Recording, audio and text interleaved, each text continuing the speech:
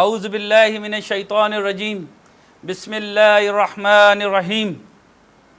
السلام علیکم ناظرین، آج کا موضوع اب جو ہم نے چنا ہے وہ سورہ الفاتحہ کے بارے میں۔ سورہ فاتحہ قرآن مجید کی 114 صورتوں میں سے ہے۔ 114 صورتوں میں اللہ تعالیٰ نے بہت سارے انبیاء کرام کا ذکر کیا، قیامت کا ذکر کیا، اور مختلف دور کے بارے میں ان قوموں کی غلطیوں کے بارے میں ہمیں ایجوکیٹ کیا۔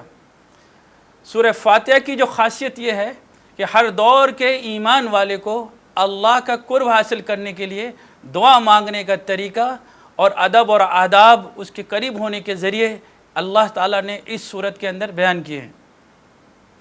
سورہ فاتحہ ایک مکمل دعا ہے۔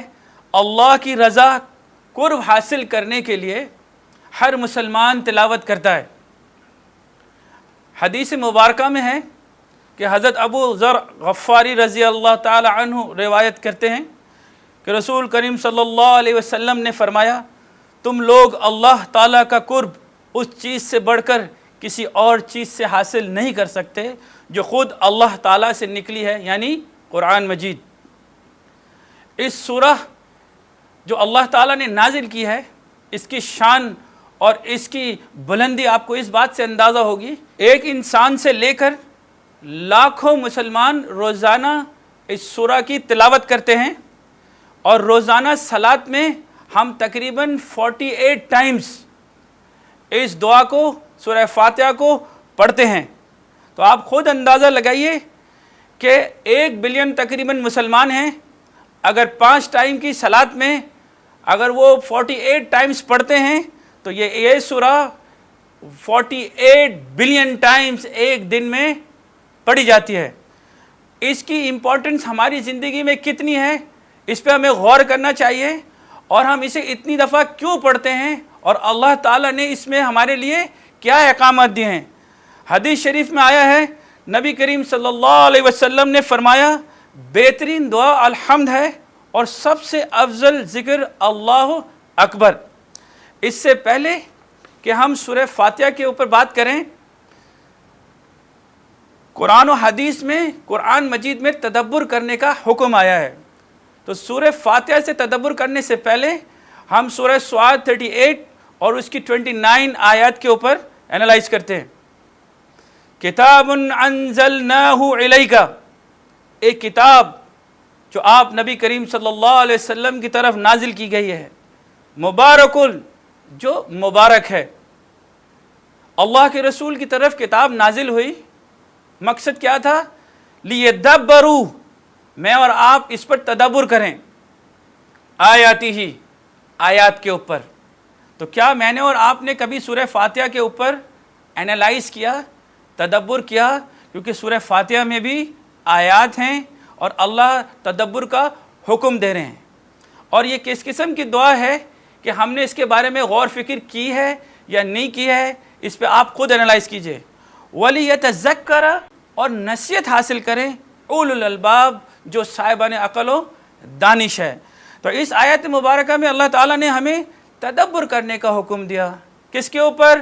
آیات کے اوپر، اور نصیحت حاصل کرنے کا حکم دیا ان کے لیے جو عقل استعمال کرتے ہیں۔ نبی کریم صلی اللہ علیہ وسلم نے قرآن شریف پر غور و خوض کرنے کا حکم دیا۔ حضرت عثمان بن عفان رضی اللہ تعالی عنہ سے روایت ہے کہ رسول صلی اللہ علیہ وسلم نے فرمایا، خیرکم من تعلم القرآن وعلمہ، تم میں سے بہترین شخص وہ ہے جو قرآن شریف سیکھے اور لوگوں کو بھی سکھائے۔ تو آئیے سورہ فاتحہ کو شروع کرتے ہیں اور غور و فکر کرتے ہیں، کیا ہم ہر نماز میں صرف دعا پڑھتے ہیں؟ کیا ہم نماز میں صرف دعا پڑھتے ہیں یا مانگتے ہیں؟ اگر ہم پڑھتے ہیں تو ہمیں علم نہیں ہوگا کہ اللہ تعالیٰ کیا فرما رہے ہیں، اگر ہم مانگتے ہیں تو ہمیں پتہ بھی ہوگا کہ اس میں ہم نے کیا تلاوت کیا۔ تو جیسے ہم سورہ فاتحہ کھولتے ہیں تو آپ دیکھیے، ہم ہمیشہ جب بھی قرآن شریف کی تلاوت کرتے ہیں تو ہم پڑھتے ہیں اعوذ باللہ من الشیطان الرجیم۔ تو پہلا سوال ہی ہمارا یہیں سے آتا ہے کہ ہم اعوذ باللہ من الشیطان الرجیم کیوں پڑھتے ہیں؟ تو اللہ تعالیٰ ہمیں اس چیز کے بارے میں کیا جواب دیتے ہیں قرآن مجید میں کہ ہم بچپن سے پڑھتے چلے آ رہے ہیں اعوذ باللہ من الشیطان الرجیم، اس کی کیا وجوہات ہیں؟ تو ہم سورہ 16 سورہ نحل ہے، اس کی 98 آیت، اس میں اللہ تعالیٰ ہمیں بتا رہے ہیں کہ ہم اعوذ باللہ کیوں پڑھتے ہیں۔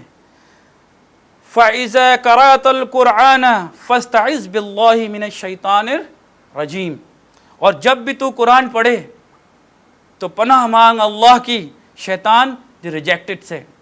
تو اللہ تعالیٰ اس سورہ میں اس آیت کے ذریعے ہمیں حکم دے رہے ہیں کہ جب بھی آپ قرآن پڑھیں اللہ کی پناہ مانگیں شیطان مردود سے، کیونکہ شیطان ہمارا اور اللہ کے دین کا دشمن ہے، وہ مجھے اور آپ کو اللہ کی طرف رجوع کرنے نہیں دے گا۔ اس لیے جب بھی ہم قرآن پڑھتے ہیں ہماری کوشش یہ ہوتی ہے کہ ہم ہمیشہ اعوذ باللہ من الشیطان الرجیم کر کے پڑھنا شروع کرتے ہیں۔ اب جیسے ہم سورہ فاتحہ کھولتے ہیں تو ہمیں سب سے پہلے بسم اللہ الرحمن الرحیم نظر آتا ہے۔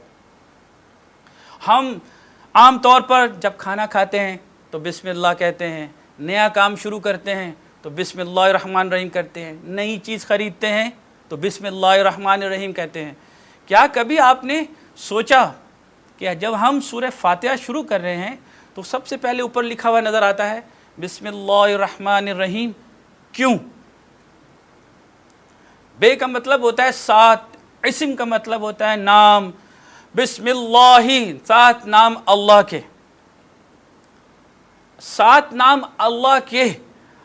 اب اسم کی جہاں بات ہے، ساتھ نام جب ہم نے کہا تو آپ کو یاد ہوگا کہ اللہ تعالیٰ نے قرآن مجید میں آدم علیہ السلام کا ذکر کیا، اور آدم علیہ السلام کو اللہ تعالیٰ نے اسم سکھلائے تھے، اسم کا علم دیا تھا۔ تو آج ہم بھی اللہ سے بسم اللہ کے ساتھ ساتھ نام اللہ کے، تو اللہ کے اسم جاننا چاہتے ہیں، اور اللہ کا پرسنل نام ہے۔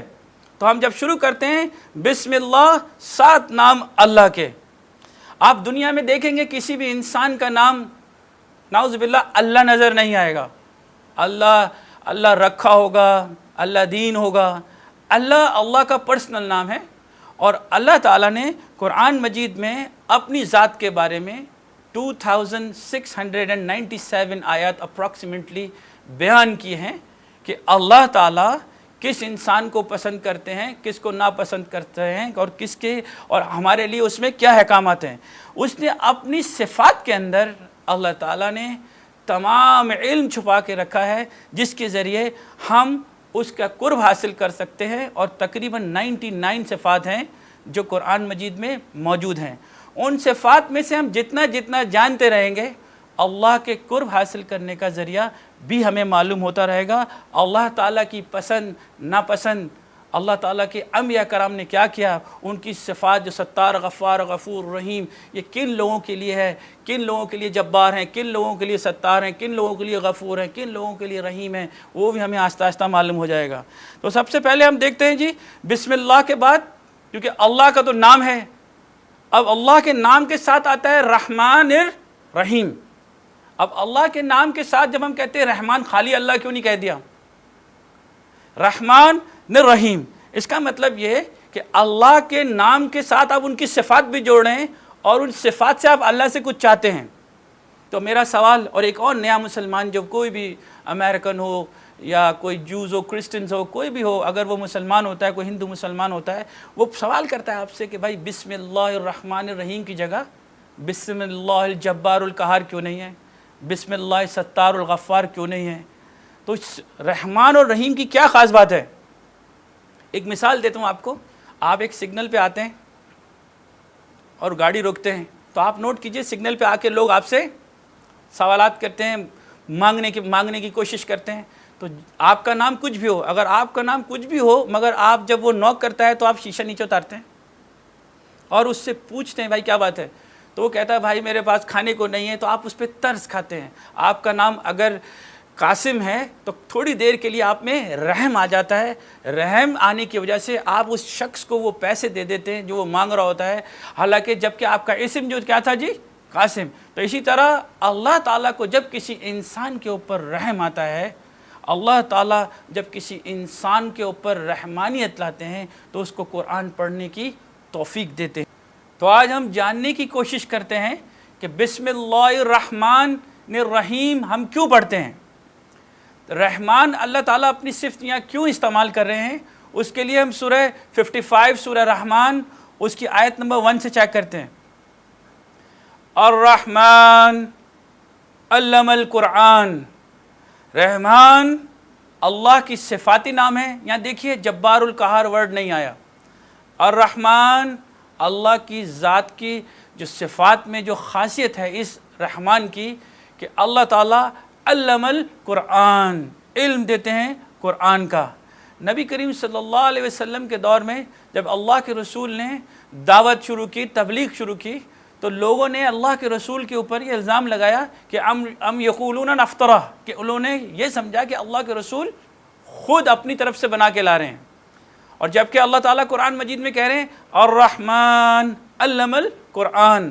اللہ تعالیٰ جب کسی کے اوپر رحمانیت اپنی رحم کرتے ہیں، رحمان ہو جاتے ہیں، تو ان پر قرآن سمجھنے کی توفیق دیتے ہیں، جیسا کہ اللہ کے رسول پر قرآن وہی ہوا، اور آج ہم تدبر کر رہے ہیں، ہم مسلمانوں کو تدبر کرنے کا حکم آیا اللہ اور اس کے رسول کی طرف سے، تو ہمیں بھی اللہ تعالیٰ قرآن سمجھنے کی، اس کا فہم رکھنے کی، اس پہ چلنے کی توفیق دیں گے۔ تو الرحمن علم القرآن، جب اللہ کسی بھی انسان کے اوپر رحمانیت کرتے ہیں تو اسے قرآن چھونے کی، اس کے اندر سے علم حاصل کرنے کی توفیق دیتے ہیں، کیونکہ خلق الانسان، اسی نے تو انسان کو خلق کیا۔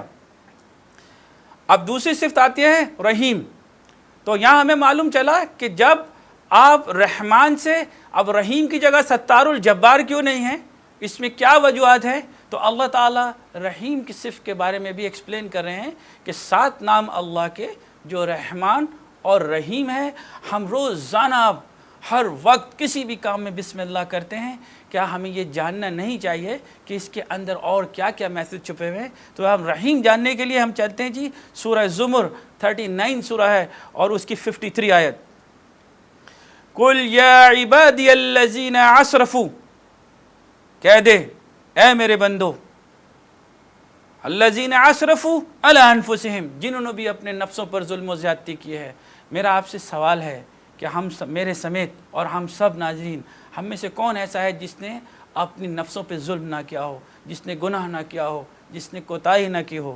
تو اللہ تعالیٰ کہتے ہیں کہہ دے میرے بندوں سے الذین اسرفوا علی انفسہم، جنہوں نے بھی اپنے نفسوں پر ظلم و زیادتی کی ہے، لا تقنطوا من رحمت اللہ، اللہ کی رحمت سے مایوس نہ ہو جانا۔ جیسا کہ رمضان کا مہینہ چل رہا ہے، اللہ تعالیٰ نے قرآن کھولنے کی توفیق دی، ہمیں قرآن سمجھنے کی توفیق دی۔ قرآن آپ پڑھ رہے ہیں تو رحیم بھی سمجھ میں آ رہا ہے، اگر سمجھ میں آ رہا ہے تو وہ رحمان ہو رہا ہے، اور اگر رحیم ہو رہا ہے تو دیکھیں لا تقنطوا من رحمت اللہ، اللہ کی رحمت سے مایوس نہ ہو جانا۔ ان اللہ، بے شک اللہ، یغفر الذنوب جميعا، سارے کے سارے گناہ معاف کر دیتا ہے۔ انہ، کیونکہ هو الغفور الرحیم، کیونکہ اللہ بخشنے والا رحیم ہے۔ تو یاد رکھیں اللہ تعالیٰ نے جو بھی کہتا ہے ایاک نعبد و ایاک نستعین، انہی سے کہہ رہے ہیں کہہ دے میرے بندو، جنہوں نے بھی اپنے نفسوں پر ظلم و زیادتی کی ہے، بالکل مایوس ہونے کی ضرورت نہیں ہے۔ اللہ تمام کے تمام ہماری کوتاہیوں کو معاف کر دیں گے، مگر یہ گارنٹیڈ نہیں ہے۔ اللہ تعالیٰ نے معاف تو کر دیا، مگر اس کے پیچھے اللہ تعالیٰ نے نیچے دیکھیے کنٹینویشن میں کچھ شرائط رکھی ہیں کہ گناہ ایک شرط پہ معاف کریں گے آپ کے، وہ کیا؟ وَأَنِيبُوا إِلَىٰ رَبِّكُمْ، اور متوجہ ہو جاؤ اپنے رب کی طرف، وَأَسْلِمُوا، اور سرنڈر کر دو۔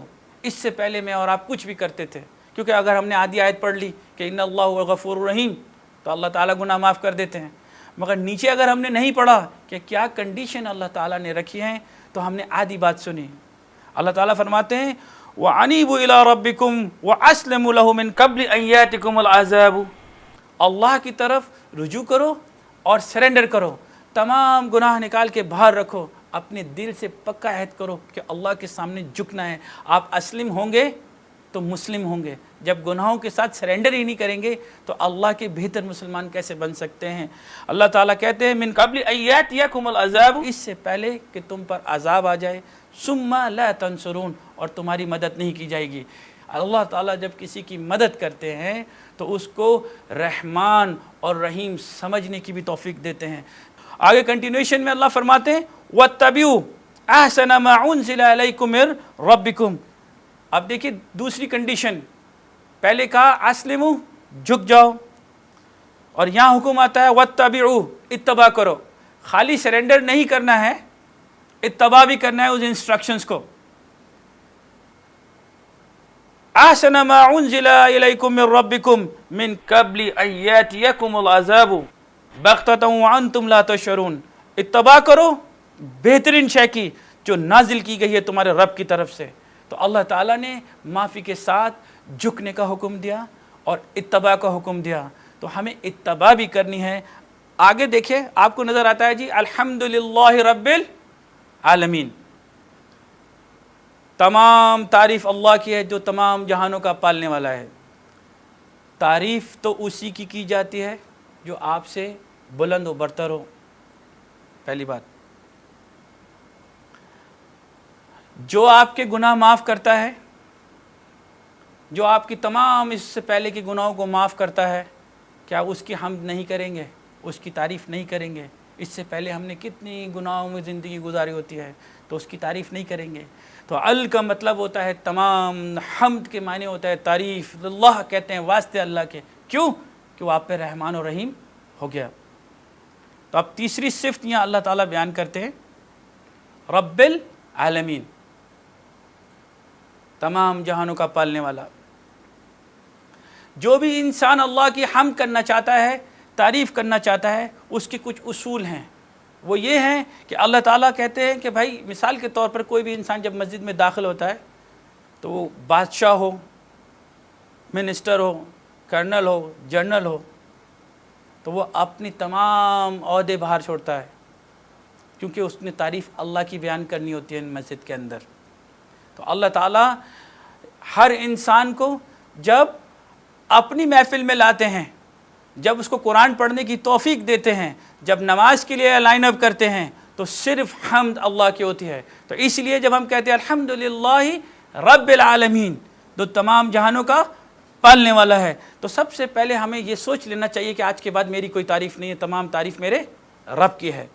اب رب العالمین کا جہاں تک تعلق ہے، ایک انسان سوال کرتا ہے کہ بھائی میں رب العالمین کیوں مانوں؟ آخر کیوں وہ رب ہے؟ کیا فرق ہے؟ پہلی بات تو یہ کیونکہ وہ عالمین کے معنی ہوتا ہے فار آل ٹائمز، یا ہر دور کا۔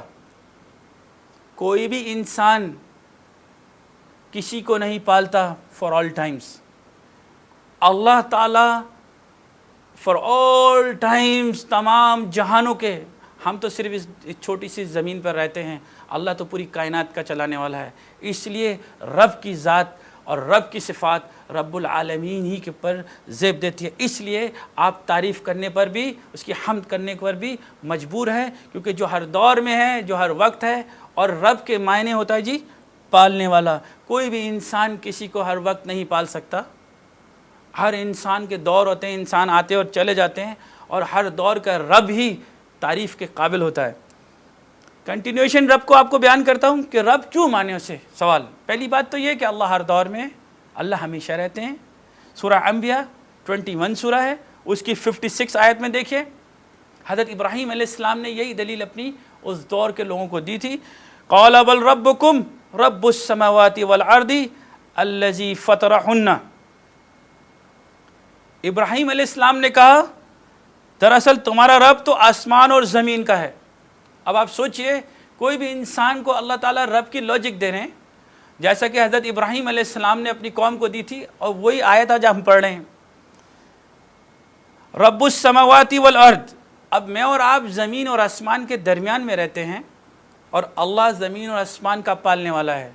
میں اگر پالوں گا تو کیا کروں گا؟ گروسری لا کے 4 بچے پال لوں گا، اپنا گھر چلا لوں گا۔ اور رب العالمین تمام جہانوں کے پالنے والے ہیں، سمندر کی تہہ میں، پہاڑیوں کی چوٹیوں پر، کیڑے مکوڑے، ذرے، مچھلی، دنیا کے کتنی ایسی جگہ ہیں جہاں تک انسان کی سوچ بھی نہیں جاتی۔ وہ پرورش کرنے والا ہے، اور ہمیشہ کنٹینیو پرورش کرنے والا ہے، اور ہمیشہ رہنے والا ہے۔ اس کی تعریف نہیں کرو گے تو پھر کس کی تعریف کرو گے؟ اس کو رب نہیں مانتا انسان تو کس کو مانتا ہے؟ اگر ہم ایگری کرتے ہیں کہ وہی پالنے والا ہے تو ہمیں توکل بھی کرنا پڑے گا۔ تو اب تک ہمیں 3 صفات سمجھ میں آئی ہیں۔ رحمان، قرآن سمجھنے کی توفیق دیتا ہے۔ رحیم، تمام گناہ معاف کرتا ہے۔ رب، جو کنٹینیو پالنے والا ہے۔ اب سوچنے کی بات یہ ہے کہ رب اور رحمان رحیم کے ساتھ ہمیں کنٹینیو وہ پالنے والا ایز اے رحمان بھی چاہیے اور رحیم بھی چاہیے، کہ کنٹینیو ہمیں مرتے دم تک قرآن سمجھنے کی توفیق دے، کنٹینیو ہمارے گناہوں کوتاہیوں کو معاف کرے، اور ہمارے قبر تک جانے تک رب العالمین اپنے شیلٹر میں رکھے، اللہ اور اس کے رسول کے بتائے ہوئے طریقے پہ چلنے کی توفیق عطا فرمائے۔ ہم صرف اللہ سے جب مانگتے ہیں، رب سے جب دعا مانگتے ہیں، ربنا یہ دے دے، ربنا وہ دے دے، آپ ذرا خود سوچئے کہ ہم صرف اپنے رب سے صحت مانگتے ہیں، نوکری مانگتے ہیں، پریشانیوں کا حل مانگتے ہیں، یا علم بھی مانگنا چاہیے؟ اللہ سے اس کی صفات، رب میں علم بھی عطا ہوتا ہے، کیا ہمیں اپنے رب سے علم نہیں مانگنا چاہیے؟ تو سورہ طٰہٰ میں اللہ تعالیٰ ایک جگہ فرماتے ہیں وَقُلْ رَبِّ زِدْنِي عِلْمًا، نبی کریم صلی اللہ علیہ وسلم سے کہلاتے ہیں کہ کہہ دے میرے رب میرے علم میں زیادتی کر، کہہ میرے رب میرے علم میں زیادتی کر۔ تو ہمیں بھی سنت رسول میں اپنے رب سے علم مانگنا چاہیے۔ عام انسان دنیا کی نعمتیں اللہ سے مانگ رہا ہوتا ہے، اس کی نعمت میں اس کا علم، اور اس علم میں اس کا قرب اور اس کی رحمتیں، اس کی برکتوں سے کیوں محروم رہیں؟ تو اللہ تعالیٰ سے دیکھیں، ہم ایک دعا مانگتے ہیں، ہر نماز میں مانگتے ہیں کہ ربنا آتنا فی الدنیا حسنۃ وفی الآخرۃ حسنۃ وقنا عذاب النار۔ تو آئیے آج سے ہم عہد کرتے ہیں کہ اللہ کو رب کی جگہ پہ رکھتے ہیں، انسانوں کو یا اپنی ذات کو پالنے والا کبھی مت سمجھیں، وہ رب العالمین ہے۔ اگر ہم اس کو رب بنا لیں گے تو ہماری دنیا، جیسے ہم دعا میں مانگتے ہیں اور کہتے ہیں ربنا آتنا فی الدنیا حسنۃ، اے رب ہمیں اس دنیا میں بھی اچھا دے، اور فی الآخرۃ حسنۃ، اور ہمیں آخرت میں بھی ہمارے لیے بہتر کر، نیکی کر، بھلائی کر، وقنا عذاب النار، اور ہمیں آگ سے بچا لے۔ اگر آپ نے آج اللہ تعالیٰ کو رب بنا لیا تو دنیا اور آخرت میں آپ کو اللہ تعالیٰ سرخرو کر دیں گے۔ تو آگے آتا ہے جی الرحمن الرحیم۔ تو رحمان اور رحیم ہم جان چکے ہیں۔ تو اب تک ہم نے پڑھا جی الحمدللہ رب العالمین الرحمن الرحیم۔ جیسا کہ میں شروع میں بیان کر چکا ہوں، جب کسی کو سمجھنے کی توفیق دیتے ہیں قرآن تو رحمان ہو جاتے ہیں، اور جب کسی کے گناہ معاف کرتے ہیں تو رحیم ہو جاتے ہیں۔ اب سوال پیدا ہوتا ہے مالک یوم الدین، چوتھی آیت کے اوپر آتے ہیں۔ اب اللہ تعالیٰ کی صفت مالک، مالک کے معنی ہوتا ہے بادشاہ، یہ چوتھی صفت آ رہی ہے جی، اتھارٹی۔ انسان سوال کرتا ہے کہ اس اللہ کو مالک کیوں بنائیں؟ کیونکہ انسان تحقیق کر کے اللہ کے آگے سرنڈر کرتا ہے۔ میں اور آپ تو ایک مسلمان گھرانے میں پیدا ہو گئے، ہمیں علم ہو یا نہ ہو، ہم اللہ کے نام کے آگے ہی جھک رہے ہوتے ہیں۔ اور جب نیا انسان مسلمان ہوتا ہے تو وہ جاننا چاہتا ہے کہ اس کے رب میں اور اس رب میں کیا فرق ہے، رحمان اور رحیم کی صفت میں اور ان کے بنائے ہوئے لاؤں میں کیا فرق ہے، اس کے بعد وہ اسلام قبول کرتا ہے۔ تو اس لیے ہم تو جاننے کی کوشش کر رہے ہیں۔ انسان سوال کرتا ہے کہ اللہ کو مالک کیوں بنائیں، اور انسان خود بھی تو بادشاہ ہوتا ہے، تو اس کو بادشاہ کیوں مانیں؟ اس کی وجہ دیکھیے، اللہ تعالیٰ اس کی بھی ایکسپلینیشن قرآن مجید میں دیتے ہیں، سورہ آل عمران 3، کیونکہ کویسچن مارک کے ساتھ دیکھیے قرآن پر جب آپ سوال کرتے ہیں تو قرآن اس ہر سوال کا بہت خوبصورت طریقے سے جواب دیتا ہے۔ اللہ کے رسول نے اس دور کے کافر، اس دور کے جتنے بھی بت پرست لوگوں کو، وہ لوگ جو اس دور کے عیسائی تھے، وہ ایک سے ایک انٹلیکچوئل انسان ہوگا اس دور میں، ان آیات کے ذریعے اللہ تعالیٰ نے جو رسالت نبی کریم صلی اللہ علیہ وسلم کی ذمہ داری رکھی تھی وہ پہنچایا اور اسلام پھیلا۔ سورہ آل عمران 3 اس کی 26 آیت، قُلِ اللَّهُمَّ مَالِكَ الْمُلْكِ، کہہ دیں میرے اللہ تو مالک ہے سلطنت کا۔ انسانوں کی سلطنت کی باؤنڈریز ہوتی ہیں، ایک باؤنڈری ختم ہوتی ہے تو دوسری باؤنڈری شروع ہو جاتی ہے، دوسری باؤنڈری شروع ہوتی ہے تو تیسری شروع ہو جاتی ہے اور ختم ہو جاتی ہے۔ اللہ تعالیٰ بادشاہوں کے بادشاہ بنانے والے۔ انسان پیدا ہوتا ہے، مر جاتا ہے تو بادشاہ دنیا سے رخصت ہو جاتا ہے۔ جس طرح رب کی صفات ہمیشہ رہنے والی ہے، اللہ تعالیٰ کی صفت مالک یہ ہر دور کے لیے ویلڈ ہے. کوئی بھی انسان، کوئی بھی دیوی دیوتا اس صفات کے اندر نہیں آتے، اس لیے وہ رب کہلانے کے بھی لائق ہے، وہ مالک کہلانے کے بھی لائق ہے. تؤتی الملک من تشاء، تو دیتا ہے سلطنت جسے تو چاہے. انسان سے تو سلطنتیں چھین لی جاتی ہیں، جنگوں میں زیر ہو جاتے ہیں. اللہ تعالیٰ دینے والے ہیں، قائم رہنے والے ہیں. بادشاہ آتے ہیں، بادشاہ چلے جاتے ہیں. رب العالمین بادشاہوں کے بادشاہ ہمیشہ رہنے والے ہیں. وَتَنزِعُ الْمُلْكَ مِمَّن تَشَاءُ، اور چھین لیتا ہے سلطنت جس کی تو چاہے. جس کو چاہتا ہے بے گھر کر دیتا ہے، جس کو چاہتا ہے عزت دیتا ہے. جیسے فرعون کی مثال آپ کے سامنے ہے کہ اللہ تعالیٰ نے اسے سب کچھ چھین کے اسے غرق کر دیا. وَتُعِزُّ مَن تَشَاءُ، تو جسے چاہتا ہے عزت دیتا ہے. وَتُذِلُّ مَن تَشَاءُ، اور جسے چاہتا ہے تو ذلت دیتا ہے. بِيَدِكَ الْخَيْرُ، تیرے ہاتھ میں خیر و برکت ہے. إِنَّكَ عَلَى كُلِّ شَيْءٍ قدیر، بے شک تو ہر شے پہ قدرت رکھنے والا ہے. تو آپ خود آپ انالائز کیجئے پوائنٹ. جس کو چاہتا ہے سلطنت ادا کرتا ہے، دے دیتا ہے. جس کو چاہتا ہے چھین لیتا ہے. اسی کے ہاتھ میں عزت ہے. انسان عزت کا متلاشی ہے. تو اللہ تعالیٰ نے عزت، طاقت، ہر چیز اپنے پاس رکھی ہے. اگر اس کو مالک کی جگہ نہیں دیں گے تو پھر کس کو دیں گے؟ کنٹینیوشن میں دیکھیں، تولج اللیل فی النہار، تو داخل کرتا ہے رات کو دن میں. یہ اتھارٹی، ایسا بادشاہ ہے کوئی کہ وہ رات کو دن میں داخل کرے؟ وَتُولِجُ النَّهَارَ فِي اللَّيْلِ، اور داخل کرتا ہے دن کو رات میں. وَتُخْرِجُ الْحَيَّ مِنَ الْمَيِّتِ، اور نکالتا ہے زندہ کو مردہ میں سے. ہمارے پاس موت اور زندگی، رات اور دن کا کوئی کنٹرول نہیں ہے، کیونکہ وہ بنانے والا ہے، وہ قانون بنانے والا ہے. ہم قانون پر چلنے والے لوگ ہیں. وَتُخْرِجُ الْمَيِّتَ مِنَ الْحَيِّ وَتَرْزُقُ مَن تَشَاءُ بِغَيْرِ حساب، اور جس کو چاہتا ہے بے حساب رزق دیتا ہے. انسان کے پاس رزق آتا ہے، انسان کے پاس رزق کی تنگی ہو جاتی ہے. وہ بادشاہوں کا بادشاہ ہے، اس کے پاس خزانوں میں کسی چیز کی کمی نہیں ہے. تو اس کے بعد اب آپ خود سوچئے کہ آپ مالک کی جگہ کسی اور کو دیں گے؟ یہ تمام طاقت اللہ اپنے ہاتھ میں رکھتے ہیں. تو آگے آتا ہے مالک یوم الدین.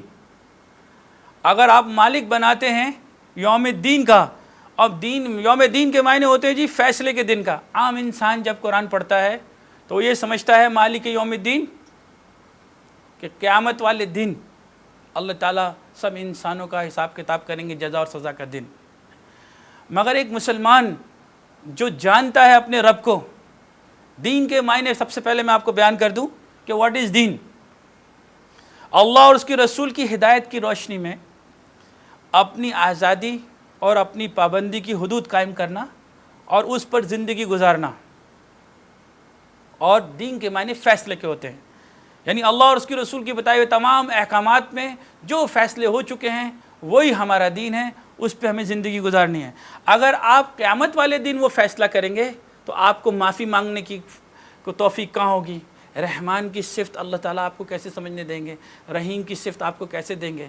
جزا سزا کا دن تو وہ ہے ہی ہے، مگر جو آپ خود سوچئے، اگر آج آپ نے اللہ تعالیٰ کو مالک بنا لیا اپنی سوچ کا، اپنے اٹھنے بیٹھنے کا، اپنی زندگی کے تمام ڈیسیجنز کا، جو اللہ تعالیٰ نے مجھ سے اور آپ سے اللہ کے رسول کے ذریعے پہنچائے، اگر ہم اس دین کو فالو کریں گے تو اسی لمحے جب آپ کہتے ہیں آج سے آپ مالک ہیں، اسی لمحے سے میرے ہر فیصلے کا، تو مسلمان کا ہر فیصلہ اسی لمحے سے ہوتا ہے.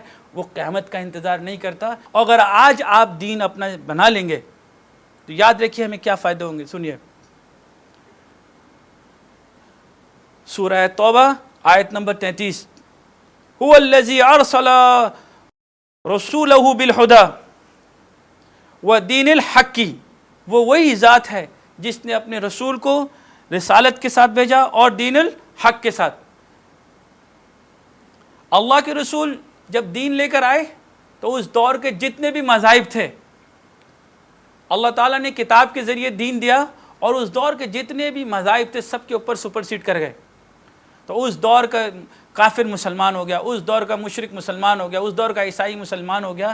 کیونکہ دین کی سمجھ جب اللہ تعالیٰ کسی کو دیتے ہیں، جیسا کہ نبی کریم صلی اللہ علیہ وسلم کو وحی کے ذریعے دی گئی، تو اس دور کے تمام لوگوں کو شرک اور بدعت سے نکال کے اسلام اور سلامتی کے دین کی طرف لے آئے۔ اگر آج ہم اپنا دین بنا لیں گے، مالک یوم الدین، آج سے جس طرح اللہ کے رسول اور اللہ تعالیٰ نے فرمایا اٹھے بیٹھیں گے، تو آج بھی جو بھی پرابلمز ہیں ہماری، یہودی ہو، عیسائی ہو، کافر ہو، جو بھی ہمارے معاشرے کی پرابلم ہے، ہم تمام لوگوں کو حق کے ساتھ، فرق کے ساتھ، حق کے معنی ہوتا ہے صحیح اور غلط کی تمیز، ہمیں دین کے معنی پتہ ہے، ہمیں صحیح اور غلط کی تمیز نہیں پتہ۔ جب آپ کو مثال کے طور پر ایک کورٹ میں ایک کیس آتا ہے تو آپ ایک سائڈ کی سن کے فیصلہ تھوڑی دے دیتے ہیں، آپ دونوں پارٹیز کو سنتے ہیں، اس کے بعد ایک رائٹ ہوتا ہے، ایک رانگ ہوتا ہے۔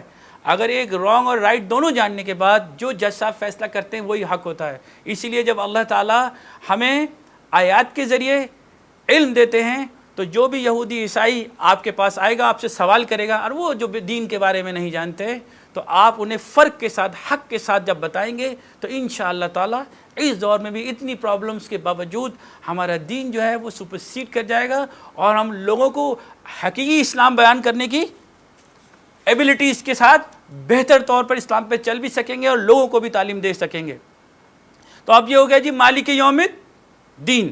تو کیا خیال ہے آج سے ہم تمام فیصلے اللہ پہ چھوڑیں، جیسا رب العالمین کا حکم ہے ویسا کریں یا نہیں؟ آگے دیکھیے سورہ 5ویں آیت میں اللہ تعالیٰ کہتے ہیں ایاک نعبد، ایا کا مطلب ہوتا ہے صرف، کا مطلب ہوتا ہے تیری، ایا کا صرف تیری، نون کا مطلب ہوتا ہے ہم، عبدو عبادت کرتے ہیں، ہم صرف تیری عبادت کرتے ہیں۔ واٹ از عبادت؟ پہلی بات، قرآن مجید میں عبد الطاغوت لکھا ہوا ہے، تعبد الشیطان لکھا ہوا ہے، یعبد آباؤنا لکھا ہوا ہے۔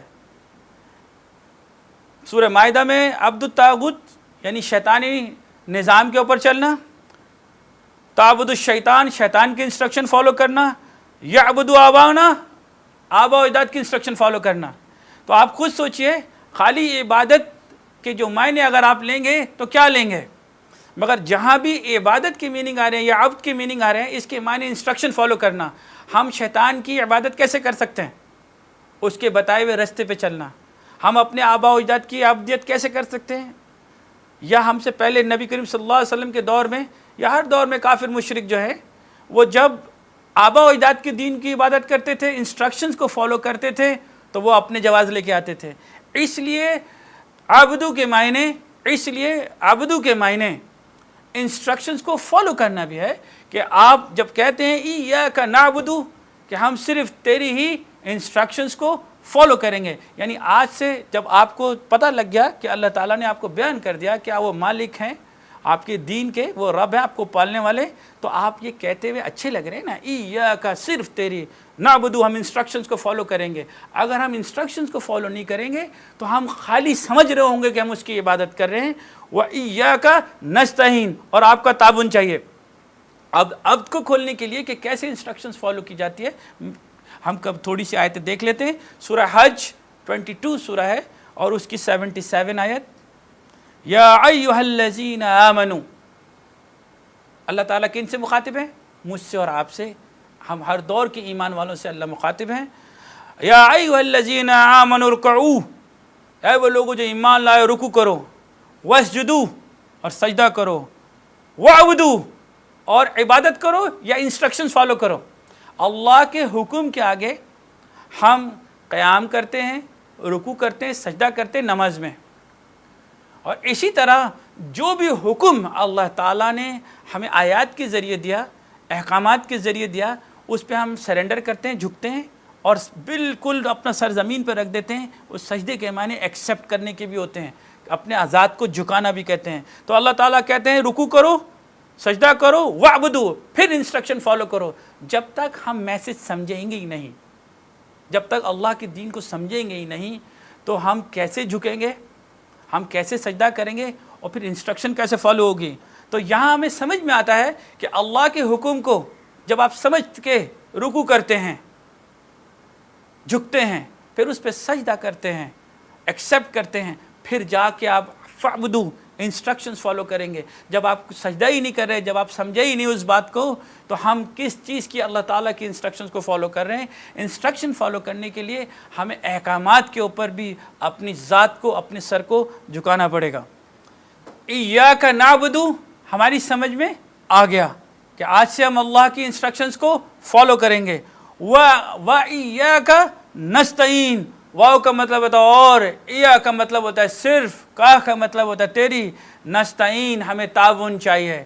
इसका मतलब ये कि हम अल्लाह ताला से इबादत के साथ साथ, उसकी सिफ़ात जानने के साथ साथ, उसके अहकामात जानने के साथ साथ कंटिन्यू उसकी मदद चाहते हैं कि हर मसले मसाइल में वो आपको हेल्प करता रहे, आपके साथ ताउन करे, आपको उन प्रॉब्लम से, उन मुश्किलात से निकाले। तो कुरान मजीद में व इय्याका नस्तईन जो हम कहते हैं वो किस तरह करनी चाहिए? एज ए मुसलमान सूरह फातिहा में सिर्फ दुआ मांगने की बात नहीं हो रही, अल्लाह ताला उसका जवाब भी दे रहे हैं आपको। सूरह बकरा 2 है और उसकी 153 आयत, या अय्युहल्लज़ीना आमनु इस्तईनु बिस्सब्रि वस्सलात। आपने कहा व इय्याका नस्तईन, अल्लाह ताला फरमाते हैं जवाब में, कितनी देर लगी जवाब आने में आपको? दुआ का जवाब आने में आपको सेकंड लग रहे हैं।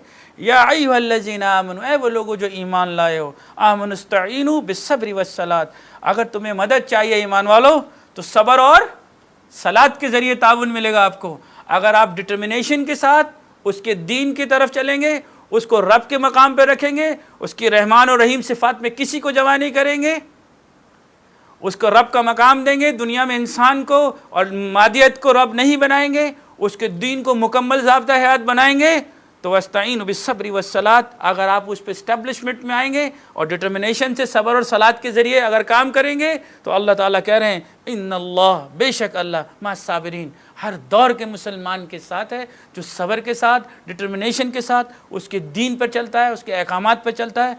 अल्लाह ताला उसको बिखरने से पहले, टूटने से पहले सहारा देते हैं, और वो तमाम वादे जो उसने कुरान मजीद में और अल्लाह के रसूल के ज़रिए हमसे किए हैं, उसके बिखरने से पहले उनको तमाम वादे पूरे कर देते हैं। तो हम चारों सिफ़ात अब जान गए। रहमान, याद रखिए, रिपीट करता हूँ, कुरान समझने की तौफीक देंगे। रहीम, तमाम गुनाह माफ़ करते हैं। रब, पालने वाला, जिससे हम आज इल्म मांग रहे हैं। मालिक, तमाम जहानों का बादशाह, इज़्ज़त उसके हाथ में है। किसी इंसान से इज़्ज़त नहीं मांगेंगे, किसी इंसान से रिस्क नहीं मांगेंगे तो रब की तौहीन होती है। किसी इंसान से इज़्ज़त मांगते हैं, इज़्ज़त हमेशा अल्लाह अता करते हैं, जिसको चाहते हैं देते हैं, जिससे चाहते छीन लेते हैं। अगर उसके दीन के फ़ैसले की कंडीशन और टर्म्स के ऊपर हम एग्री करते हैं तो हम हिदायत मांगते हुए अच्छे लगते हैं। अगर इन चार सिफ़ात किसी इंसान को नहीं देते, किसी मादियत को नहीं देते, तो हम अल्लाह से हिदायत मांगते हुए अच्छे लगते हैं। किस तरह? कंटिन्यूएशन देखिए, छठी आयत है सूरह फातिहा की, इहदिना, हिदायत कर हमें। अब आप खुद सोचिए, 48 दफ़ा आप नमाज में रोज़ाना 5 टाइम बोलते हैं हिदायत कर हमें। आपने किससे मांगी? अगर हिदायत अल्लाह के हाथ में है तो आप फिर दुनिया से क्या रुजू कर रहे हैं? दुनिया में आप दुनिया के बनाए हुए इलाहों को क्यों पूज रहे हैं? तो इहदिना, इमाम साहब समेत और मस्जिद में तमाम नमाजियों समेत हर जो सूरह फातिहा पढ़ता है, जब वो कहता है इहदिना, तो आप अल्लाह के आगे अपनी झोली फैलाते हैं, अपने दामन फैलाते हैं कि आपसे हिदायत चाहिए हमें, क्योंकि हम आपकी चारों सिफ़ात पर ईमान लाए, हम किसी और को वो मकाम नहीं देंगे। फिर आप कहते हैं सिरातुल मुस्तकीम, तो हमें सीधा रास्ता दिखा, सिरात मुस्तकीम दिखा। अगर मुझे ही नहीं पता तो जिस घराने में जो इंसान पैदा हो गया वो समझ रहा है वही सिरात मुस्तकीम है। जब आपने पूछा अल्लाह हमें हिदायत दें और सिरात मुस्तकीम क्या है, तो अल्लाह ही तो जवाब देंगे कि सिरात मुस्तकीम कहाँ है और कैसे मिलेगी। तो सूरह नूर 24 सूरह है, उसकी 46 आयत, लक़द अंज़लना आयातिम मुबय्यिनात, बेशक हमने वाज़े आयात नाजिल की, जिस पे हम तदब्बुर कर रहे हैं इस वक्त, जो बिल्कुल वाज़े हैं। वल्लाहु याहदी मन यशाउ, और अल्लाह इन्हीं आयात के ज़रिए जिसकी चाहते हैं इला सिरातुम मुस्तकीम, हिदायत कर देते हैं। अगर आज हम ये 5 आयतें समझ रहे हैं, क्या हिदायत देनी शुरू नहीं हुई? آپ روز نماز میں بولتے ہیں اہدنا الصراط المستقیم، وہ بیان تو کر رہے ہیں۔ آل عمران اس کی 51 آیت دیکھیے تمام انبیاء کرام نے پورے قرآن مجید میں آپ دیکھیں وہ عبداللہ ہی آ رہا ہے کہ اللہ کی انسٹرکشن فالو کرنا ہے، اللہ کی انسٹرکشن فالو کرنا۔ ہم کس قسم کے عبداللہ ہیں؟ منہ سے کہتے ہیں کہ عبداللہ انسٹرکشن فالو کریں گے اللہ کی، اور جیتے ہیں اپنی نفس کی وجہ سے، اپنی خواہشات نفس کی وجہ سے ہم اپنی مرضی سے جی رہے ہوتے ہیں، مگر 5 ٹائم کنٹینیو بولتے رہتے ہیں۔ اب یہ دیکھیے نیچے اللہ تعالیٰ کیا کہتے ہیں، ان اللہ، بے شک اللہ، ربی، تمام انبیاء کرام نے قرآن مجید میں کہا میرا رب ہے، وہ ربکم، اور تمہارا رب ہے۔ تو آج سنت رسول میں ہمیں بھی بولنا چاہیے ان اللہ ربی، کہ بے شک میرا رب، میرا پالنے والا، میرا رب العالمین ہے، وہ ربکم، اور تمہارا بھی رب ہے، فعبدو، اب انسٹرکشنز فالو کرو، ھذا صراط مستقیم، یہی صراط مستقیم ہے۔ آیات پر جو زندگی گزارے گا، اللہ کے رسول کے طریقے پہ گزارے گا، کیونکہ نبی کریم صلی اللہ علیہ وسلم نے اس دور کے لوگوں کو آیات کے ذریعے مسلمان کیا تھا۔ ہم اپنی زندگی سے قرآنی آیات کو مائنس کر دیتے ہیں، ہم اپنی کمزوریوں پر آیات یاد کرتے ہی نہیں ہیں۔ ہمیں اپنی کمزوریاں، جتنی بھی ہماری ویکنیس ہیں، ان کی آیات کو یاد کر کے نماز میں کھڑے ہو کے اس پہ سجدہ کر کے پھر فعبدو، انسٹرکشنز کو فالو کریں گے، ھذا صراط مستقیم، تو اللہ تعالیٰ ہمیں صراط مستقیم پر لے آئے گا اور چلنے کی توفیق دے گا۔ تو اب آپ کو سمجھ میں آ گیا ھذا صراط مستقیم، جو انسان قرآن کے ساتھ اللہ اور اس کے رسول کی سنت پر چلے گا، ھذا صراط مستقیم۔ اب مسئلہ آتا ہے 7ویں سورت کا، صراط الذین انعمت علیہم، ان لوگوں کا راستہ جن پر تیرا انعام ہوا۔ صراط مستقیم پتہ لگ گیا؟ اب آپ مجھے سوال کا جواب دیجئے، ان لوگوں کا راستہ جن پر انعام ہوا، واٹ از انعام؟ کیونکہ جب آپ کوئی چیز دیکھتے ہیں تب اس کی ڈیمانڈ کرتے ہیں۔ میں آپ سے کہوں کہ بھائی میزوریٹی گاڑی چاہیے آپ کو یا ایف ایکس آپ کو جو سوزوکی چاہیے، تو آپ کیا کہیں گے؟ کیونکہ آپ میزوریٹی کے بارے میں جانتے ہی نہیں ہیں، تو آپ بولیں گے یار ایف ایکس ہی دے دے، چاہے میزوریٹی جو ہے وہ $1,00,000 کی کیوں نہ ہو۔ آپ ہمیشہ وہ چیز چاہتے ہیں آپ کی زندگی میں آئے جس کے بارے میں آپ کو نالج ہو۔ ہم روز اللہ سے کہتے ہیں انعام والوں کے راستے پر چلائیں، تو سب سے پہلے واٹ از انعام؟ سب سے پہلا انعام اللہ تعالیٰ نے ہمیں قرآن مجید عطا کیا۔ دوسرا انعام، کتاب کے ساتھ نبی کریم صلی اللہ علیہ وسلم کو دنیا میں بھیجا۔ یہ 2 انعام ہو گئے، ان کی قدر کیجئے۔ کتاب اور رسول کے ساتھ ہمیں نجات کا ذریعہ، دین، ہدایت اللہ اور اس کے رسول کے ذریعے ہمیں پہنچائی گئی۔ اور سب سے جو چوتھا انعام ہمارے اوپر ہوا، خاتم النبی، نبی کریم صلی اللہ علیہ وسلم کا امتی بنا کے دنیا میں رکھا۔ تو کیا ہماری ڈیوٹی نہیں ہے؟ کہ ہماری ڈیوٹی نہیں ہے کہ جو اللہ کے رسول نے کر کے دکھایا، میں اور آپ اس معاشرے میں ان تمام لوگوں کو جو اصل اسلام ہے وہ کر کے بیان کریں۔ پڑھے لکھے لوگوں کی ڈیوٹی ہے کہ وہ دین کو جانیں، جو دنیا میں فلائی کرتے ہیں، جاتے ہیں، اور وہ لوگ جو دین کے بارے میں علم نہیں رکھتے ان تک اللہ کے رسول کا میسج پہنچائیں، جن کو غلط کانسیپٹ اباؤٹ اسلام ہو چکے ہیں ان کی غلط فہمیاں دور کر دیں، کیونکہ دین و اسلام سلامتی کا دین ہے۔ کیونکہ سلامتی کا اس لیے ہے کہ کنٹرول کرنے والا رب ہے، کنٹرول کرنے والا ہمارا دین جو ہے وہ مالک ہے، رب العالمین ہے، وہ رحمان ہے، وہ رحیم ہے۔ اس کے بندے، اس کا دین کیسے انکمپلیٹ اور غلط ہو سکتا ہے؟ تو انعام والے لوگ کون ہیں؟ ہم ان کے بارے میں جاننا چاہتے ہیں، یا جانیں گے تو رستے پر چلیں گے۔ سورہ مریم 19 سورہ ہے، اس کی 58 آیت، اولئک الذین انعم اللہ، یہی تو وہ لوگ ہیں جن پر اللہ نے انعام کیا۔ کون لوگ؟ علیہم من النبیین، یہ وہ لوگ ہیں انبیاء کرام میں سے۔ تو پورے قرآن مجید میں 114 سورتوں میں اللہ تعالیٰ نے انبیاء کرام کا ذکر کیا ہوا ہے، اور انبیاء کرام کے ذکر کے اندر ان کی قوموں کی غلطیوں کا ذکر کیا ہے، ان کی قوموں کی بربادیوں کا ذکر کیا ہے۔ اور نبی کریم صلی اللہ علیہ وسلم کو تمام انبیاء کرام کی قوموں کی غلطیاں، اس دور کے لوگوں کی پریشانیاں، اس دور کے لوگوں کے برباد ہونے کی وجوہات وحی کر کے مطالعہ کر دی۔ اچھا، اس کا مطلب پھر یہ ہوا کہ انبیاء کرام جتنے بھی ہمارے آئے، ان تمام انبیاء کرام کی زندگی جو قرآن مجید میں ریکارڈڈ ہے، آیات کی فارم میں اللہ تعالیٰ نے جو بیان کی، ان کے ذریعے میں اور آپ عبرت لیں کہ ان قوموں کی غلطیاں جو ان قوم کے لوگوں نے کی تھی وہ ہم نہ کریں۔ تو نبی جتنے بھی انبیاء کرام ہیں یہ تمام ایمان والے. تو ہم جانتے کیا انبیاء کرام کے بارے میں؟ سب سے پہلا سوال، کیا کبھی ہم نے قرآن میں بیٹھ کے انبیاء کرام کے بارے میں جو آیات ہیں کبھی انالائز کرنے کی کوشش کی؟ کیونکہ ہم ان کے بارے میں جانیں گے تو ان کے فوٹ اسٹیپ پر چلیں گے. اگر ہم جانتے ہی نہیں ہیں تو ہم کہیں گے خالی ایمان ہے جی، ہم سب کے اوپر ایمان لائے. تو من ذریت آدم، اس کے بعد ذریت آدم کی بات ہوتی ہے. اب ذریت آدم کے اندر اللہ تعالیٰ نے دنیا، ذریت آدم قیامت تک رہے گی جن میں انعام والے لوگ ہیں، مگر انبیاء کرام ہر دور میں انعام والے اس لیے ہیں کہ اللہ نے ان کو ریکارڈ کر کے قرآن مجید کی آیات میں پرزرو کر کے ان کے بارے میں ہم تک میسج پہنچایا. اور ذریت آدم میں تمام دنیا قیامت تک لوگ آتے رہیں گے جو انعام والوں کو دیکھ کر انعام والا بننا چاہیں گے. وَمِمَّنْ حَمَلْنَا مَعَ نُوحٍ، اور وہ جن کو ہم نے نوح علیہ السلام کے ساتھ کشتی میں اٹھایا تھا.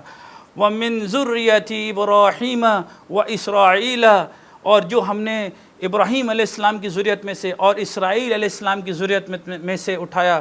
وَمِمَّنْ هَدَيْنَا، ان میں سے ہم نے لوگ جن کی ہدایت کی. وَاجْتَبَيْنَا، انہیں ہم نے چن لیا. اب ان تمام انعام والوں میں اللہ تعالیٰ بیان کر رہے ہیں کہ جو بھی انعام والے تھے، اب انعام والوں میں نبی کریم صلی اللہ علیہ وسلم کے دور میں اصحابہ کرام تھے. اللہ تعالیٰ کی کتاب تھی، اللہ کے رسول کے پاس رسالت تھی. تو جس شخص کی طرف اللہ تعالیٰ کے رسول نے، نبی کریم صلی اللہ علیہ وسلم نے اشارہ کر دیا تو وہ مومن ہو گیا، تو وہ انعام والا ہو گیا. تو تمام اصحابہ کرام رضی اللہ تعالیٰ عنہ سب انعام والے.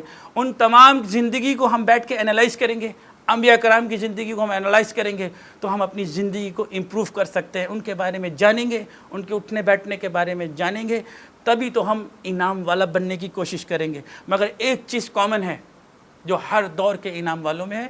اگر میں اور آپ جاننا چاہتے ہیں کہ وہ انعام والے کیسے تھے، وہ نیچے دیکھیے کنٹینیوشن میں اللہ تعالیٰ فرماتے ہیں اِذَا تُتْلَى عَلَيْهِمْ، جب بھی تلاوت کی جاتی تھی ان تمام انعام والوں پر، جس میں ذریت آدم بھی آ گئی، انبیاء کرام بھی آ گئی. آیات الرحمانی، آیات الرحمانی، آیات رحمان کی. آپ کو یاد ہوگا جب اللہ تعالیٰ کسی پر رحمان کی صفت ویلڈ کرتے ہیں تو قرآن سمجھنے کی، آیات سمجھنے کی ایبلٹی دیتے ہیں. تو اللہ تعالیٰ بیان کر رہے ہیں کہ ہر دور میں جب بھی آیات تلاوت ہوئیں اور اللہ تعالیٰ نے رحمانی کی صفت ویلڈ کی، آیات الرحمانی خروا سجدا وبکیا، تو وہ سجدے میں گر کے روتے تھے. تو یہ انعام والوں کی کوالٹی ہے. وہ کیوں روتے تھے سجدے میں گر کے؟ یہ آپ سوچئے. وہ اس لیے روتے تھے، they understand the message, they know what's going on, they know what is the message behind the آیات. اللہ تعالیٰ ہم سے کیا کہنا چاہ رہے ہیں؟ جب تک ہم آیات پڑھ کے کیوں نہیں رو رہے؟ آپ دیکھیے جب بھی کعبہ سے تراویح آتی ہیں، آپ فوکس کیجئے، جب بھی تراویح آتی ہے ایک دم پڑھتے پڑھتے امام کعبہ کی زبان ایک دم لرزا جاتی ہے، تو وہ رونے لگ جاتے ہیں. وہ دوسری آیات پہ کیوں نہیں روئے بھائی؟ اس کی وجہ یہ ہے کہ ان کو میسج سمجھ میں آتا ہے. جہاں اللہ کے رسول کی شان میں بات آتی ہے، جہاں اللہ کی کبریائی کی بات آتی ہے، تو اس جگہ آ کے امام کعبہ کی بھی زبان اور ٹانگیں کانپ جاتی ہیں. اصحابہ کرام جب نماز پڑھا کرتے تھے ان کی داڑھیاں تر ہو جاتی تھی. کیوں؟ کیونکہ وہ روتے تھے. وہ سجدے میں گر کے اس لیے روتے تھے کہ دے انڈرسٹینڈ دا میسج کہ اللہ تعالیٰ کیا فرما رہے ہیں. اب مسئلہ آتا ہے غیر المغضوب علیہم ولا الضالین، نہ ان کا راستہ. انعام والوں کو تو آپ کو پتہ لگ گیا، نہ ان کا راستہ. کون سے لوگ؟ مغضوب، مغضوبی ورڈ آیا ہے، وہ لوگ جن پر آپ کا غضب ہوا. یہ کون لوگ ہیں؟ یہ کتنی مکمل دعا ہے، آپ خود انالائز کر لیجئے کہ کتنی مکمل دعا ہے کہ آپ انعام والوں کے بارے میں جاننا چاہ رہے ہیں، ہدایت بھی مانگ رہے ہیں، سیدھا راستہ بھی مانگ رہے ہیں. کون سی چیز کا رب العالمین جواب نہیں دے رہے؟ آپ خود غور و فکر کیجئے، تھوڑی دیر کے لیے سوچئے کہ ہم کہاں کھڑے ہوئے ہیں. اللہ تعالیٰ مغضوب لوگوں کے بارے میں بیان کرتے ہیں کہ غضب والے لوگ کون ہیں. کیا آپ جاننا نہیں چاہیں گے؟ کہیں ایسا تو نہیں وہ غضب والا میں اور آپ ہوں؟ کہیں ایسی بات تو نہیں کہ وہ جس سے اللہ ناراض ہوتا ہے میں ہر وقت سورہ فاتحہ پڑھوں اور عمل میرا وہی جس سے اللہ ناراض ہوں؟ کیا مجھے عمل چیک نہیں کرنے چاہیے؟ تو دیکھیے اللہ تعالیٰ کیا بیان فرماتے ہیں. ادھر سورہ فتح ہے، 48 سورہ، اس کی 6 آیت میں وَيُعَذِّبَ الْمُنَافِقِينَ وَالْمُنَافِقَاتِ، اور عذاب دے گا اللہ کن کو؟ منافق مرد اور منافق عورتوں کو. منافق کسے کہتے ہیں؟ جس کے قول اور فعل میں فرق ہو. تو اللہ تعالیٰ یہی کہہ رہے ہیں کہ منافق مرد اور منافق عورتیں، والمشرکین والمشرکات، مشرکاتی یا مشرک مرد اور مشرک عورتیں بھی آ گئیں، تو منافق سے شروع ہوا مرد اور عورت، اور مشرک مرد اور عورت، زانین باللہ ظن السوء، جو یہ وہ لوگ ہیں جو اللہ کے متعلق ظن رکھتے ہیں، گمان رکھتے ہیں، بدگمانی رکھتے ہیں، برے خیال رکھتے ہیں رب العالمین کے بارے میں. علیہم دائرۃ السوء، یہ وہ لوگ ہیں جن کی برائیوں نے انہی کو گھیر لیا. اللہ تعالیٰ کہتے ہیں دیکھیے وہاں ہم پیچھے کہہ رہے تھے غیر المغضوب علیہم، یہاں آ رہا ہے وہ غضب اللہ علیہم، یہ وہ لوگ ہیں جن سے اللہ ناراض ہیں. غضب اللہ علیہم، یہ وہ لوگ ہیں جن سے اللہ ناراض ہیں. تو آج آپ کو پتہ لگ گیا. اگر آپ نے میں نے قول اور فعل میں فرق کیا، اللہ قرآن مجید میں کہتے ہیں یا ایھا الذین آمنوا لم تقولون ما لا تفعلون، اے وہ لوگ جو ایمان لائے ایسی بات کیوں کہتے ہو جو کرتے نہیں ہو. کبر مقتا عند اللہ ان تقولوا ما لا تفعلون، اللہ کے نزدیک نہایت ناپسندیدہ بات ہے کہ تم منہ سے کہو اور وہ کرتے نہیں. تو آپ بتائیے اگر میں 10 سال سے اسٹڈی کر رہا ہوں، 10 سال سے تبلیغ کر رہا ہوں، اور میرے قول اور فعل میں فرق ہے، تو اللہ کے نزدیک تو پسندیدہ نہیں ہوا. ان اللہ یحب الذین یقاتلون فی سبیل صفا، اللہ تو اس سے محبت کرتے ہیں جو اس کے صف میں سیسا پلائی ہوئی دیوار بن کے کھڑا ہو جائے. تو اگر میں اللہ کی محبت نہیں حاصل کر سکا تو ان عبادت کا کیا فائدہ؟ اللہ کے غضب سے تو نہیں نکل سکا. تو اس لیے مجھے آپ کو سوچنا چاہیے کہ جو قول اور فعل میں فرق رکھتے ہیں وہ ہم میں سے ہیں. مشرک کی ہم بات نہیں کر رہے، برا ظن کرنے والوں کی بات نہیں کر رہے، کیونکہ اگر ہم نے امپورٹنس آج نہیں دی تو اللہ کا غضب ہم سے دور نہیں ہوگا. سورہ فاتحہ ہم پڑھتے رہیں گے. آگے دیکھیے اللہ تعالیٰ کنٹینیوشن میں کہتے ہیں وَلَضَّالِّينَ، یہ کون لوگ ہیں جو گمراہ ہوئے. یہ کون لوگ ہیں جی جن کو اللہ کہہ رہے ہیں گمراہ ہوئے؟ غضب والے آپ نے جان لیا. تو گمراہ لوگ کون ہیں؟ دیکھیے قرآن مجید میں، کیونکہ ٹائم شارٹ ہے میں آپ کو بیان کر دیتا ہوں. سورہ اعراف کی 175 آیت میں اللہ تعالیٰ کہتے ہیں ظالم آدمی. ظالم وہ جو اللہ کی آیات کو اگنور کرتا ہے، جانتے بوجھتے ہوئے اللہ تعالیٰ اس کو کہتے ہیں وہ ظلم کرتا ہے، اس لیے اس کو ہم ضالین کہتے ہیں. مشرک انسان وہ جو اللہ تعالیٰ سورہ نساء کی 116 آیت میں جو اللہ کے ساتھ شرک کرتا ہے وہ ضل ضلالا بعیدا، وہ بہت دور نکل گیا. ایک ضالین وہ ہوتے ہیں جن کی واپسی کا چانس ہوتا ہے جو ضلال مبین میں ہوتے ہیں، اور ایک ضالین وہ ہوتے ہیں جو ضل ضلالا بعیدا بہت دور نکل جاتے ہیں جن کی واپسی نہیں ہے. اور تیسری کیٹیگری ہوتی ہے جی فاسق کی. He knows the law and he break the law. فاسق انسان، فسق نافرمان کو کہتے ہیں. فاسق سورہ بقرہ کی 26 آیت میں اللہ تعالیٰ ذکر کر رہے ہیں. اس کو تمام چیزیں معلوم ہونے کے بعد منافقت کرتا ہے، منافقت کے ساتھ ساتھ وہ نافرمانی کرتا ہے، ایسے انسان کو ہم فاسق کہتے ہیں. تو اس کی کنٹینویشن میں سورہ آل عمران 3 اس کی 90 آیات میں اللہ تعالیٰ فرماتے ہیں یہ میرے اور آپ کے لیے ہے، کیونکہ آپ نے ابھی دعا مانگی اللہ سے کہ غیر المغضوب علیہم ولا-ضالین، کہ اللہ ان کے راستے پر مت چلا جو ضالین تھے. تو آپ جاننا نہیں چاہیں گے کہ صرف عیسائی کو سمجھیں گے گمراہ ہے؟ کیا اسی کو سمجھیں گے، یہودی کو سمجھیں گے گمراہ ہے؟ کیا آپ کے ذہن میں یہی پکچر بنتی ہے؟ کیا ہم گمراہ نہیں ہو سکتے؟ تو اس آیت میں دیکھیے اللہ تعالیٰ کیا فرماتے ہیں ان الذین، بے شک وہ لوگ کفروا جو انکار کرتے ہیں بعد ایمانہم، ایمان لانے کے بعد. یہ کون لوگ ہیں؟ جو لا الہ الا اللہ محمد رسول اللہ کرتے ہیں اس کے بعد انکار کرتے ہیں. یہ ان کی بات ہو رہی ہے. ثم ازدادوا الکفر، اور اس کے بعد وہ کفر میں زیادتی کرے جاتے ہیں. یعنی ایک دفعہ انکار کرتے ہیں، وہ انکار کرنے کی وجہ سے پھر کرتے ہی چلے جاتے ہیں. لن تقبل توبتہم، تو ایسے لوگوں کی توبہ قبول نہیں کی جائے گی. اولئک ھم الضالون، ایسے لوگ جو ہیں یہ ضالون لوگ ہیں، گمراہ لوگ ہیں. تو یاد رکھیے میں اپنے آپ کو چیک کروں، کہیں میں اوکیجنلی انکار کر رہا ہوں، کہیں میں عادتاً انکار کر رہا ہوں اللہ کے دین کا. اگر میں انکار کرتے کرتے ایسا تو نہیں کہ میں اتنا دلال و بعید تک نکل جاؤں کہ اللہ اور اس کے رسول کی باؤنڈری بھول جاؤں، اپنی جو پرائرٹیز کو بھول جاؤں. یاد رکھیے جب تک اللہ اور اس کے رسول کی پرائرٹی نمبر 1 نہیں ہوں گے تو ہم نمبر وسٹ ہی رہیں گے. جو لوگ اللہ اور اس کے رسول کی پرائرٹی لسٹ اوپر رکھتے ہیں دین کی اور اس کی محبت کی، اور جو محبت میں آپ عبادت کرتے ہیں اس میں نہیں ہوتی، اگر جو مجبوری میں ہوتی ہے اس میں سب کچھ ہو سکتا ہے، تو وہ ضالین کے ضالین ہی رہیں گے. کیونکہ اگر ہم انکار کریں گے پھر کرتے چلے جائیں گے. یہی قرآن مجید میں ہے. حدیث شریف میں آیا ہے، حضرت ابو ہریرہ رضی اللہ تعالیٰ عنہ سے روایت ہے کہ رسول کریم صلی اللہ علیہ وسلم نے فرمایا جب بندہ کہتا ہے اہدنا الصراط المستقیم، یعنی اے اللہ ہمیں سیدھا راستہ دکھا،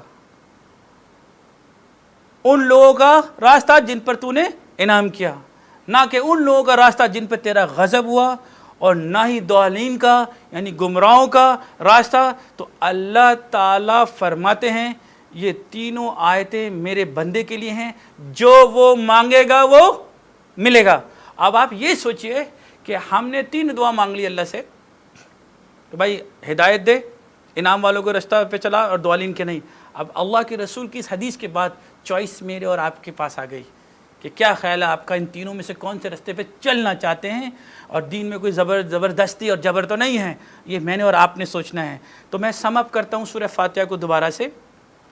اللہ کی صفات ہم نے آپ کو بتائیں، رحمان قرآن سمجھنے کی توفیق عطا کرتے ہیں، رحیم گناہ معاف کرتے ہیں، اور اس کے ساتھ کنڈیشن اللہ تعالیٰ نے لگا دی کہ اسلم کریں، سرنڈر کریں، اپنے تمام گناہوں سے دل سے معافی مانگے، اتباع کیجئے جو اللہ تعالیٰ نے آپ کو حکم دیا۔ تو مجھے اور آپ کو اتباع کرنی پڑے گی، ورنہ آپ کی مدد نہیں کی جائے گی۔ تو کب تک ہم یہی کہتے رہیں گے کل کریں گے آج کریں گے؟ تو اگر آپ ورنہ آپ سورہ فاتحہ پڑھتے رہیے، کریکٹر میں جس دن چینجنگ آئے گی تو اس دن اللہ تعالیٰ نے مجھے اور آپ کو معاف کر دیا۔ پھر آپ کو بتایا رحیم کے بعد رب پالنے والا، تو آپ کو کنٹینیویشن پرورش چاہیے اللہ کی رحمت، اللہ کی بلیسنگز مرتے دم تک چاہیے، اور مرنے کے بعد بھی جب اس کے سامنے کھڑے ہوں گے اس کو پالنے والا بنائیں گے تو دائیں بائیں نہیں جائیں گے، توکل میں کمی نہیں آئے گی، آپ کی سائیکی کے اندر اللہ کا وجود، اللہ کی آیت کا وجود، اللہ کے رسول کی محبت آپ کو اس مقام تک لے جائے گی کہ دنیا کے تمام مسئلے مسائل کو آپ آرام سے جھیل لیں گے، اس میں صبر کے ساتھ، شکر کے ساتھ، اچھے سکون اور سلامتی کے ساتھ زندگی گزار لیں گے۔ اس کے بعد آپ کو بتایا تھا دین اللہ کا فیصلہ ہے جو اللہ اور اس کے رسول نے کر کے بتایا، اللہ تعالیٰ نے جو نبی کریم صلی اللہ علیہ وسلم پہ دین دیا اور انہوں نے کر کے بتایا، ہم اس کی باؤنڈریز میں رہیں گے تو سلامتی میں رہیں گے، اسلم ہو جائیں گے تو جھک جائیں گے، مسلم ہو جائیں گے تو سلامتی 1400 سال کے بعد اب ہمارے گھر میں آ جائے گی، ہمارے گھر میں آئے گی تو ہمارے ملک میں آئے گی، ہمارے ملک میں آئے گی تو جتنے بھی غلط کانسیپٹ اب اسلام آج کل دنیا میں ہیں کہ ایکسٹریمزم، فینیٹزم، یہ تمام چیزیں ہم کلیئر کر سکیں گے، کیونکہ قرآن مجید میں اللہ تعالیٰ کہتے ہیں وَكَذَلِكَ جَعَلْنَاكُمْ أُمَّةً وَسْطًا، کہ ہم نے تمہیں بیلنس نیشن بنایا۔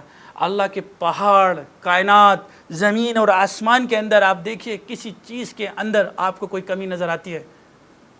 اللہ سمندر کی تہہ میں بھی رکھ دیکھتا ہے، ہر چیز خوبصورت بنائی، ہر چیز بیلنس ہے۔ اگر یہ سورج چاند ستارے بیلنس سے نکل جائے تو جھگڑا ہو جائے گا، تضاد ہو جائے گا، فتنہ ہو جائے گا، دنیا تباہ و برباد ہو جائے گی۔ تو آپ خود اندازہ لگائیے اس کے دین کے اندر تو کوئی کمی نہیں ہے، جو اللہ کے رسول دین لائے تھے اس میں کوئی کمی نہیں ہے۔ کمی ہے تو ہماری علم میں ہماری جہالت ہے، ہمارا علم نہیں ہے، ہم جانتے ہی نہیں ہیں کہ اللہ اور اس کے رسول نے کیا فرمایا۔ جب ہم جانیں گے تو ایکسٹریمزم جو لوگ سمجھتے ہیں، ایکسٹریمزم کیسے ہو سکتا ہے؟ کیونکہ جو بھی اللہ کی آیات کے اوپر چلنے والے ہوں گے ان کو اللہ تعالیٰ بیلنس کر دیں گے، اور دنیا کے لوگ آپ کے یہاں آ کے کام کرنا پسند کریں گے، آپ کے ساتھ رہنا پسند کریں گے۔ تو اب ہمارے ہاتھ میں ہے کہ صرف دعا ہی مانگیں، یا جو راستہ اللہ اور اس کے رسول نے ہمیں دکھایا ہے اس پہ چلنے کی کوشش کیجیے۔ رسول صلی اللہ علیہ وسلم کے بعد نہ تو کوئی نبی آئے گا نہ آنا ہے۔ ایز اے امتی میری اور آپ کی ڈیوٹی ہے، ایز اے مسلمان ہر اس پڑھے لکھے انسان کی ڈیوٹی ہے جو اس وقت انٹرنیشنل لیول پر ہمارے دین کی جو امیج ہے اس کو اپنے کریکٹر میں، جیسے اللہ کے رسول نے اپنے کریکٹر میں کر کے بتائی تھی۔ میں آپ کو ایک مثال دیتا ہوں کہ نبی کریم، ہم نے اسکول میں پڑھا ہوگا، آپ کو یاد ہوگا کہ نبی کریم صلی اللہ علیہ وسلم کے اوپر ایک خاتون کوڑا پھینک دیا کرتی تھی، جبکہ وہ جانتی تھی کہ اللہ کے رسول ہیں، جبکہ وہ جانتی تھی کہ یہ آیات تلاوت کرتے ہیں، جبکہ وہ جانتی تھی وہ صادق اور امین ہیں، جبکہ وہ جانتی تھی کہ اللہ کے رسول نبی ہیں، تو اس کے باوجود کوڑا پھینک دیا کرتی تھی۔ تو اللہ کے رسول ایک دن جب ان کی طبیعت خراب ہو گئی، اس خاتون کی، اس کی عیادت پر گئے، تو وہ عورت کیوں مسلمان ہو گئی؟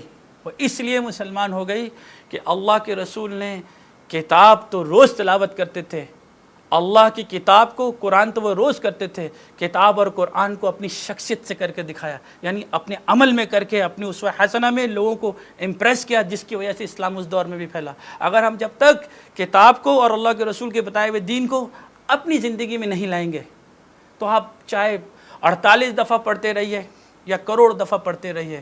اللہ تعالیٰ نے جو رولز اینڈ ریگولیشن رکھے ہیں، دعا صرف مانگنے کے لیے نہیں ہے، دعاؤں کا جواب بھی آتا ہے. ان جواب کے اوپر جب تک میں اور آپ عمل نہیں کریں گے تو دنیا میں کوئی تبدیلی نہیں آئے گی، ہم آنے والی قوم کے لیے عبرت بن جائیں گے. وآخر دعوانا الحمد للہ رب العالمین.